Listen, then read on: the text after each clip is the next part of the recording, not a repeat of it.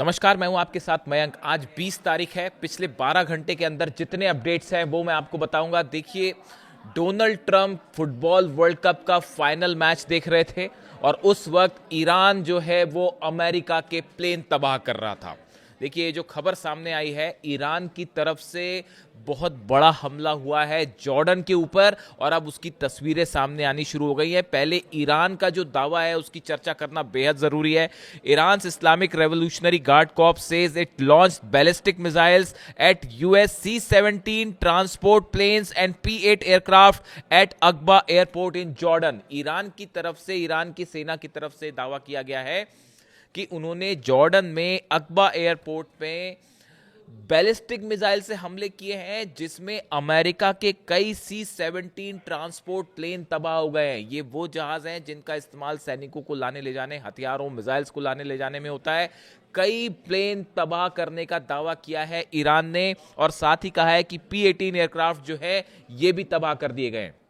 देखिए, ये पहली बार जब हमला हुआ था तब भी हमने ये बात कही थी कि हैंगर्स पे हमले हुए हैं, कई सैनिकों की मौत हुई है और अल्टीमेटली वो दावे सच साबित हुए। अमेरिकी सैनिकों की मौत भी हुई, बात कबूल कर ली अमेरिका ने, सेंटकॉम ने, और कई सैनिक घायल हुए हैं। उनके एग्जैक्ट नंबर्स अभी सामने आने बाकी हैं। ये नंबर्स कहीं ज्यादा हो सकते हैं और जो प्लेन्स तबाह हुए हैं इनकी जानकारी भी आगे निकल के आएगी। बताया जा रहा था पहले कि F-18 का हैंगर तबाह किया गया है और अब जो जानकारी है उसके मुताबिक बैलिस्टिक मिसाइल से C-17 ट्रांसपोर्ट प्लेन्स और P-8 एयरक्राफ्ट जो है इनके हैंगर पर हमला करके इन्हें तबाह कर दिया गया है। ईरान का दावा है बड़ी संख्या में अमेरिका के जेट तबाह हुए हैं। ये सब कुछ कब हो रहा है? जब Donald Trump world cup football का मैच देख रहे थे। ठीक है, अब इसके अलावा आगे बढ़ते हैं। देखिए, IRGC also said it destroyed 20 hangars used by US forces at the Muwaffaq Salti और अल अजराक एयरबेस। ईरान की तरफ से कहा गया है कि जॉर्डन में 20 हैंगर्स ऐसे तबाह किए गए हैं जिनका इस्तेमाल अमेरिकी सेना के अधिकारी और अमेरिकी सैनिक कर रहे थे। यहाँ इनका इस्तेमाल हथियार रखने में हो रहा था, इनका इस्तेमाल जो है वॉर से जुड़े सामान उनमें रखने में हो रहा था। एक जो है फ्यूल डिपो को भी जॉर्डन में निशाना बनाया गया है और इसकी तस्वीरें सामने हैं।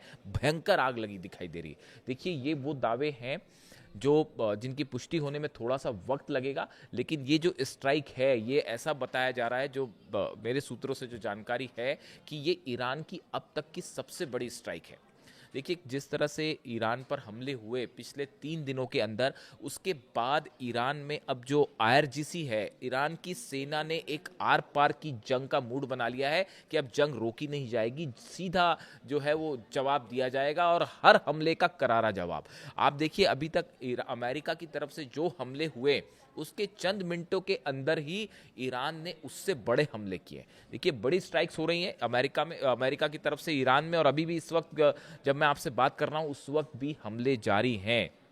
अमेरिका की तरफ से जो लेटेस्ट 9वीं रात थी बीती जिस पर हमले किए गए ईरान के ऊपर। The US military says it has completed it's 9th consecutive night of strikes against Iran, targeting command centres, air defence sites, maritime assets, missile facilities and communication network. America का कहना है हमने 9वीं रात लगातार ईरान पर हमले किए हैं और command centre, air defence sites, maritime assets, missile facility जो है, कम्युनिकेशन नेटवर्क ईरान के, इन पर हमले किए गए। केशम आइलैंड पर हमले की खबरें हैं, बंदर अब्बास पे हैं। देखिए, अमेरिका के जो हमले हो रहे हैं ये 2 तरह के हमले हैं, मैं बार बार इसका जिक्र कर रहा हूं। एक तो ईरान की सेना को जो हॉर्मुज के आइलैंड्स हैं इनसे कम्युनिकेशन और संपर्क तोड़ने की कोशिश है, इससे रोड पुल ये तोड़ने की कोशिश है, ताकि अगर ग्राउंड ऑपरेशन होता है तो ईरान मेन लैंड से मदद ना कर पाए। इस तरह की कोशिश है, ये हमलों से बात जाहिर है।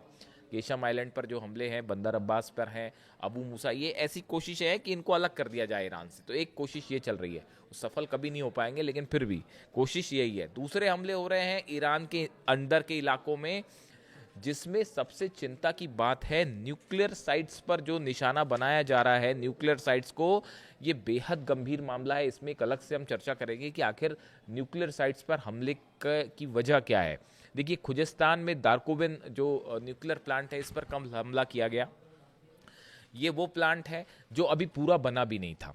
ईरान का कहना ऐसा है यहाँ पर अभी न्यूक्लियर प्रोडक्शन, पावर प्रोडक्शन यहाँ पर शुरू नहीं हुआ था, ये अभी आधा लगभग कंस्ट्रक्ट हुआ था, लेकिन उसके बावजूद यहाँ पर हमले किए गए, इसके कोर एरिया को भी हिट किया गया। हालांकि ईरान की तरफ से कहा गया कि यहाँ पे अभी जो है किसी तरह का सेंट्रीफ्यूजेस नहीं थे और यहाँ पे कोई पावर प्रोडक्शन नहीं हो रहा था, क्योंकि ये आधा बना हुआ था, लेकिन न्यूक्लियर पावर प्लांट तो था। इसके ऊपर हमले किए गए और सबसे बड़ी बात है इसके कोर एरिया पर भी हमले किए गए। यानी अगर यहाँ पर बिजली बनने का काम जारी होता और यहाँ पर अगर न्यूक्लियर प्लांट यहाँ पर चल रहा होता तो यहाँ तो रेडिएशन हो जाता। तो आखिर ये क्या कोशिशें हो रही है, इसको लेकर रूस की तरफ से लगातार वार्निंग आ रही है ईरान को लेकर कि सावधान रहिए और इसकी भी तैयारी रखिए कि कहीं कोई न्यूक्लियर रेडिएशन ना हो जाए। तो इसको लेकर भी जो है लगातार तनाव देखने को मिल रहा है। अब इसी बीच देखिए हॉर्मूज एक बार फिर जल रहा है। हॉर्मूज में ईरान ने 2 टैंकर दबा कर दिए। अब ये बारूदी सुरंग से जले हैं या ईरान की मिसाइल से जले हैं, ये अभी थोड़ा सा देखने की बात है। लेकिन ईरान की तरफ से जो बात कही गई है वो ये कि 2 जहाज़ों ने हॉर्मूज को पार करने की कोशिश की उस जगह से जहां से ईरान ने बैन कर रखा है रास्ता। ईरान ने कहा आप हमारी जानकारी से पार करेंगे तो ही अलाउ है, लेकिन ये जहाज़ों ने उस जगह से पार करने की कोशिश की जिस पर प्रतिबंध लगा रखा है ईरान ने। नतीजा ये हुआ कि 2 ऑयल टैंकर्स में भयानक धमाके हुए हैं और पूरा हॉर्मूज एक बार फिर जो है धमाकों की आवाज़ से गूंज गया। लगातार ईरान और अमेरिका की फोर्सेस आमने सामने है हॉर्मूज में, और हॉर्मूज में देखिए हालात ऐसे हैं, हॉर्मूज पूरी तरह से बंद है। हॉर्मूज जो है वो क्लोज्ड है, जब तक उसको ईरान खोलेगा नहीं, जब तक आगे क्या होगा पता नहीं, लेकिन फिलहाल हॉर्मूज जो है वो पूरी तरह से बंद है, कोई जहाज़ नहीं निकल पा रहा। ईरान की सेना ने कहा है एक बूंद भी तेल की यहाँ पे जहाज़ की हम नहीं जाने देंगे। और हॉर्मूज को लेकर जो है वो बड़ी जंग की तैयारी भी ईरान ने कर रखी है कि ईरान की नेवी ने कि हो सकता है आने वाले दिनों में यहाँ पे ग्राउंड ऑपरेशन देखने को मिले।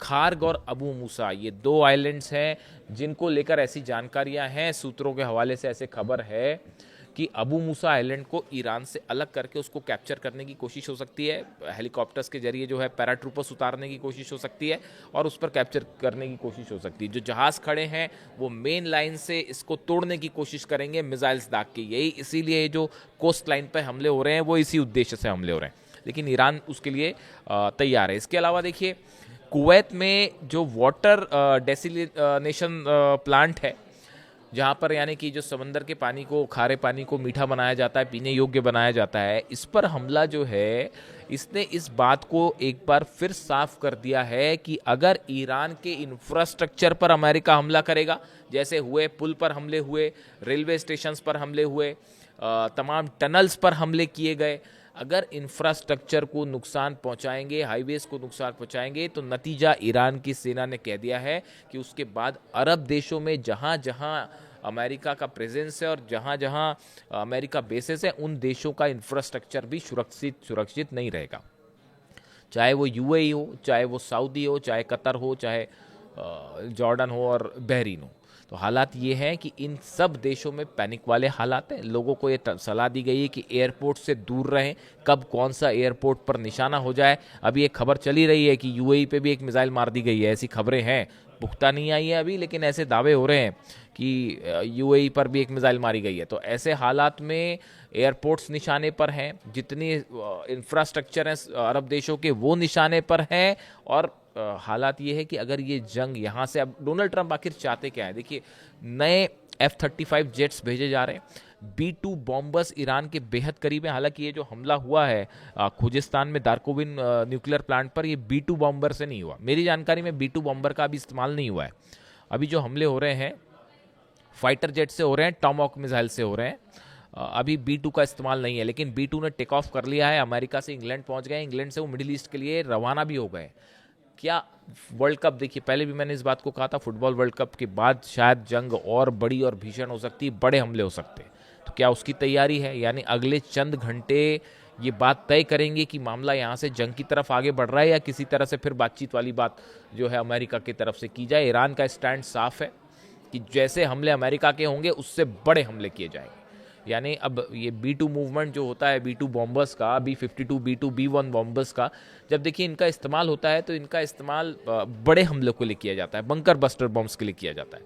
अब गौर करने वाली बात है कि अभी फोर्दो पे हमला नहीं है, नतांज पर हमला नहीं है, इस्फहान पे हमला नहीं है, जहाँ यूरेनियम होने की संभावना है वहाँ पर हमला नहीं है। हमले कहाँ पे है? दारकोविन में है। हमले कहाँ पे है? बुशर में है।